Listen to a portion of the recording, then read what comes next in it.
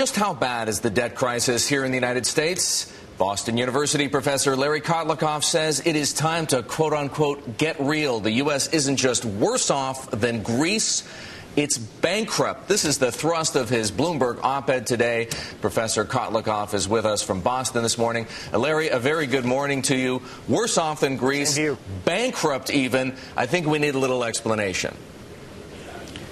Well, there's a study that's come out with the IMF, or by the IMF, which shows that you need to come up with 14% of GDP to pay for all our bills at the federal level on an ongoing basis. So this year you need 14% more of GDP, either in tax hikes or spending cuts. Next year you need 14% of next year's GDP, and on through the end of time. That's a big problem, and that's coming from the International Monetary Fund. All right. Larry, I have to be a bit of a skeptic here, and I'm letting the markets be my guide. The 2-year yield, 49 basis points. The 10-year yield, 272 basis points, 2.72%. Those don't look like the kinds of yields you'd see if anyone believed the U.S. couldn't pay its bills, if it was effectively bankrupt. How do you reconcile that?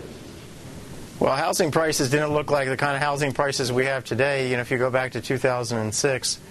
So the market is very good at getting things wrong. And what's going on here is you have a systematic failure of disclosure of what's really happening on the fiscal side. The Clinton administration is not really focusing on these long-term projections, although the CBO came out back in June, and if you really add things up, you get the same kind of picture, if not worse, from the CBO. The Bush administration censored this kind of analysis when they were in office. The Clinton administration censored it. The IMF has tucked this study into the back recesses of its U.S. review. So it's not, governments and international organizations don't want to put out bad news. Is that to say, the truth. Okay, they don't want to put out bad news. Nobody does. But is that to say that they are effectively lying to us? Yeah, they're effectively lying to us. There's no question about it. The deficit on which people are focused, and then the official debt, is really a small fraction of the over $200 trillion shortfall that the government is facing, the fiscal gap. And this is just coming straight out of the CBO's own projections. Just add up the difference between spending and revenues, present value of that, and you have $200 trillion. Good morning, everybody. Larry, we've got about 90 seconds to go. I want you to do two things with that time left. I want you to tell us what the policy response needs to be here, and I want you to tell us what's going to happen if we don't do the right things. I mean, your apocalyptic vision, as it were. Well, the policy response is to get immediate control on the spending, because that's been exploding.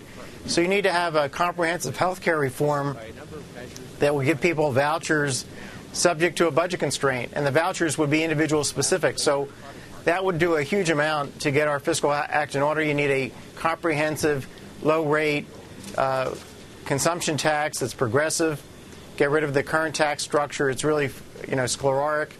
And then you need to have a fundamental Social Security reform that gets us into the 21st century. So there are things we can do, but we are in deep doo-doo.